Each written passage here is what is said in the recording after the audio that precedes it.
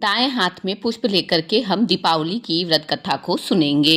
एक बूढ़ा ब्राह्मण था, वह रोज पीपल को जल से सींचता था। पीपल में से रोज एक लड़की निकलती और कहती, पिताजी मैं आपके साथ जाऊंगी। यह सुनते सुनते बूढ़ा दिन ब दिन कमजोर होने लगा। तो बुढ़िया ने पूछा कि क्या बात है। बूढ़ा बोला कि पीपल से एक लड़की निकलती और कहती है कि वह भी मेरे साथ चलेगी। तो बुढ़िया बोली कि कल ले आना उस लड़की को। जहाँ 6 लड़कियां पहले से हैं हमारे घर में, वहां 7वीं लड़की और रह लेगी। अगले दिन बूढ़ा उस लड़की को घर ले आया। घर लाने के बाद बूढ़ा आटा मांगने गया तो उसे पहले दिनों की अपेक्षा आज ज्यादा आटा मिला। जब बुढ़िया वह आटा छानने लगी तो लड़की ने कहा कि लाओ माँ मैं छान देती हूँ। जब वह आटा छानने लगी तो परात भर गया। उसके बाद माँ खाना बनाने जाने लगी तो लड़की बोली कि आज रसोई तो मैं बनाऊंगी। तो बुढ़िया बोली कि ना तेरे हाथ जल जाएंगे। लेकिन लड़की नहीं मानी और वह रसोई में खाना बनाने गई तो उसने तरह तरह के 3600 व्यंजन बना डाले। आज सभी ने भरपेट खाना खाया। इससे पहले वह आधा पेट भूखा ही रहते थे।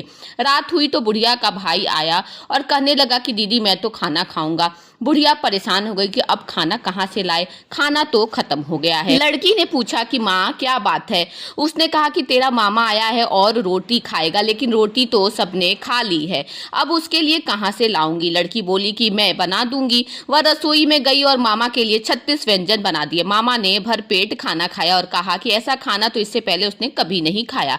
बुढ़िया ने कहा कि भाई तेरी पावनी भांजी है, इसी ने इसे बनाया है। शाम हुई तो लड़की बोली कि मैं अब चौका लगाने के लिए चौके को दिया जला देना। शाम हुई तो लड़की बोली कि माँ चौका लगा के चौके का दिया जला देना, कोठे में सोऊंगी। बुढ़िया बोली कि ना बेटी तू डर जाएगी। लेकिन वह बोली कि ना मैं न डरूंगी, मैं अंदर कोठे में ही सोऊंगी। वह कोठे में ही जाकर के सो गई। आधी रात को लड़की उठी और चारों ओर आंख मारी तो धन की धन हो गया, चारों तरफ धन ही धन हो गया। वह बाहर आने लगी तो एक बूढ़ा ब्राह्मण सो रहा था। उसने देखा तो कहा कि बेटी तू कहाँ चली। लड़की बोली मैं तो दरिद्रता दूर करने आई थी, अगर तुम्हें दूर करवानी है तो करवा लो। उस बूढ़े के घर में भी आंख से देखा तो चारों ओर धन ही धन हो गया।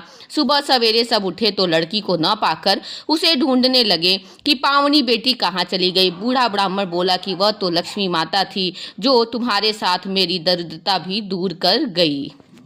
इस प्रकार से कथा यहाँ पर समाप्त होती है। अब हमने जो अपने दाएं हाथ में पुष्प लिया था उस पुष्प को हम माता लक्ष्मी के चरणों में समर्पित कर देंगे।